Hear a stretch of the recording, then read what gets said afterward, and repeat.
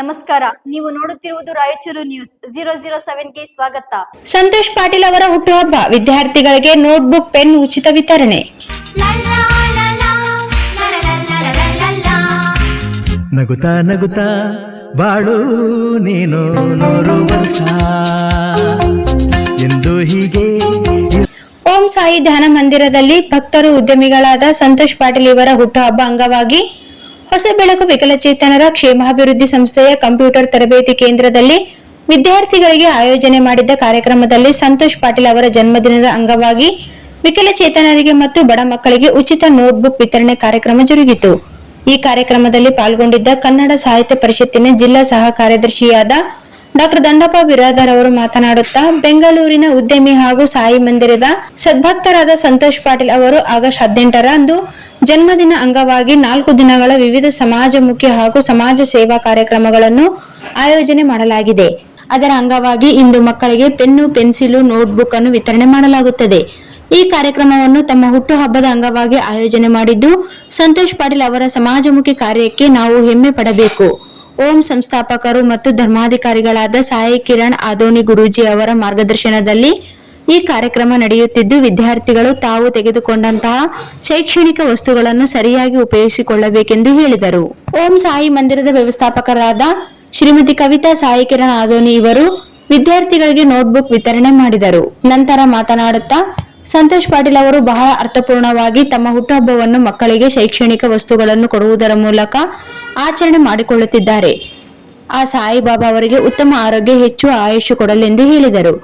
ಹೊಸ ಬೆಳಕು ವಿಕಲಚೇತನ ಕ್ಷೇಮಾಭಿವೃದ್ಧಿ ಸಂಸ್ಥೆಯ ಅಧ್ಯಕ್ಷರಾದ ಭೀಮಸೇನ ಅವರು ಮಾತನಾಡುತ್ತಾ, ನಮ್ಮ ಸಂಸ್ಥೆಯಲ್ಲಿ ಕಲಿಯುವ ಬಡ ಮಕ್ಕಳಿಗೆ ಇವತ್ತು ಸಂತೋಷ್ ಪಾಟೀಲ್ ಅವರು ತಮ್ಮ ಹುಟ್ಟು ಹಬ್ಬದ ಅಂಗವಾಗಿ ಲೇಖನ ಸಾಮಗ್ರಿಗಳನ್ನು, ಶೈಕ್ಷಣಿಕ ಸಾಮಗ್ರಿಗಳನ್ನು ಕೊಡುತ್ತಿರುವುದು ಬಹಳ ಸಂತೋಷ. ಅದಕ್ಕೆ ಕಾರಣೀಕರ್ತರಾಗಿರುವಂತಹ ಮಾರ್ಗದರ್ಶಕರಾಗಿರುವಂತಹ ಸಾಯಿ ಮಂದಿರದ ಸಾಯಿ ಕಿರಣ್ ಆದೋನಿ ಗುರೂಜಿ ಅವರಿಗೂ ಮತ್ತು ಸಂತೋಷ್ ಪಾಟೀಲ್ ಅವರಿಗೂ ತುಂಬ ಹೃದಯದ ಅಭಿನಂದನೆಗಳನ್ನು ಸಲ್ಲಿಸುತ್ತೇನೆ ಎಂದು ವೇದಿಕೆಯಲ್ಲಿ ಕಾಂಗ್ರೆಸ್ ಪಕ್ಷದ ಕರ್ನಾಟಕ ರಾಜ್ಯ ಹಿಂದುಳಿದ ವರ್ಗಗಳ ಕಾರ್ಯದರ್ಶಿಯಾದ ಡಿಕೆ ಮುರಳೀಧರ್ ಅವರು, ಸಾಯಿ ಮಂದಿರದ ಸರಸ್ವತಿ ನಾಯಕ್, ಹೊಸಬೆಳಕು ಸಂಸ್ಥೆಯ ಪದಾಧಿಕಾರಿಗಳು ಮತ್ತು ಸದಸ್ಯರು ಉಪಸ್ಥಿತರಿದ್ದರು.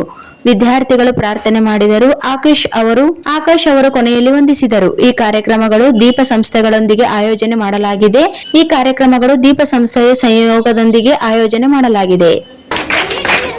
ಆ ಸಂಸ್ಥೆಯ ಪ್ರಮುಖವಾದಂತಹ ಬೆಳವಣಿಗೆಯಲ್ಲಿ ವಿಶೇಷವಾಗಿ ನಮ್ಮ ಭೀಮಸೇನ್ ಅವರಿಗೆ ಗುರುಜಿ ಅಂದ್ರೆ ಎಲ್ಲಿರದ ಅಭಿಮಾನ ಮತ್ತು ಭಕ್ತಿ. ಅವರು ಬಹಳ ಮನಸ್ಸು ಇಟ್ಕೊಂಡಿದ್ರು. ಅದು ಪ್ರಾರಂಭದಲ್ಲಿ ನಮ್ಮ ಗುರುಜಿಯವರು ಬಂದು ಆಶೀರ್ವಾದ ಮಾಡಿದ್ರು. ಇಷ್ಟು ಬೆಳೆದೈತೆ, ನಾನು ಅದನ್ನು ತೋರಿಸ್ಬೇಕಂತ ಆಸೆ ಇಟ್ಟಿದ್ರು. ಆದ್ರೆ ಗುರುಗಳು ಇವತ್ತ ಅನ್ಯ ಕಾರ್ಯ ನಿಮಿತ್ತವಾಗಿ ಅಕ್ಕನವರಿಗೆ ಒಂದು ಜವಾಬ್ದಾರಿಯನ್ನು ಕೊಟ್ಟಿದ್ದಾರೆ.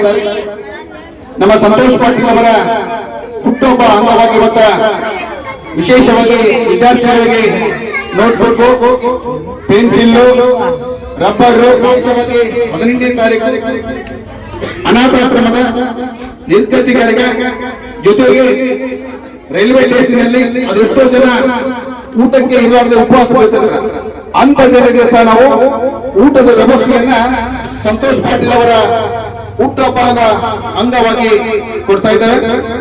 ಜೊತೆಗೆ ಇದಕ್ಕೆ ಸಹಕಾರಿಯಾಗಿ ನಮ್ಮ ಓಂ ಸಾಯಿ ಧ್ಯಾನ ಮಂದಿರದ ಪ್ರಮುಖರಾಗಿರುವಂತಹ ಸಂಸ್ಥಾಪಕರು ಆಗಿರುವಂತಹ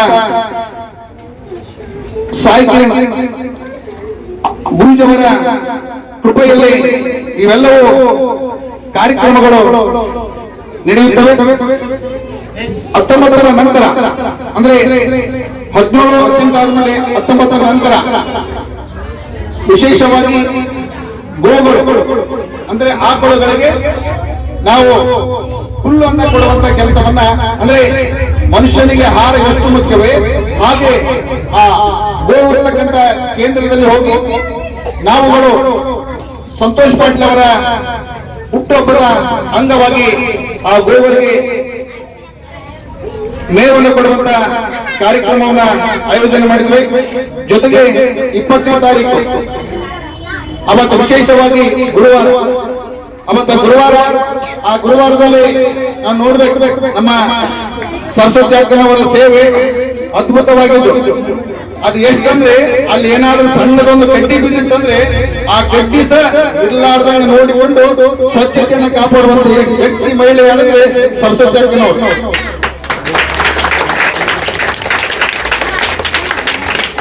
ಗುರುವಾರ ಬೆಳಿಗ್ಗೆ ನಾವು ನೀವೆಲ್ಲರೂ 6 ಗಂಟೆಗೆ 7 ಗಂಟೆಗೆ 8 ಗಂಟೆಗೆ ಹೇಳ್ತೀವಿ. ಆದರೆ ನಮ್ಮ ಕವಿತಾ ಅಕ್ಕನವರು ವಿಶೇಷವಾಗಿ ಅವತ್ತ ಬೆಳಗ್ಗೆ ಎದ್ದು ಆ ಸಾಯಿ ಜ್ಞಾನ ಮಂದಿರದಲ್ಲಿ ಎಲ್ಲ ಸ್ವಚ್ಛತೆ ಮಾಡಿ ಸಾಯಿಬಾಬಾ ಅವರಿಗೆ ಅಭಿಷೇಕ ಮಾಡಿ ಜಲ ಮೂಲಕ ಸ್ವಚ್ಛತೆ ಮಾಡಿ ಎಲ್ಲ ಮಂತ್ರಘೋಷಗಳನ್ನು ಹೇಳಿ ಅವತ್ತು ಗುರುವಾರದ ಕಾರ್ಯಕ್ರಮ ಸಿದ್ಧತೆ ಮಾಡುವರು ನಮ್ಮ ಕವಿತಾ ಅಕ್ಕನವರು. ಕಾರ್ಯಕ್ರಮ ಸೇರಿದ ಮುಂದೆಲ್ಲ ನಾವು ಇರ್ತೀವಿ, ಅವ್ರು ಬರೋದಿಲ್ಲ.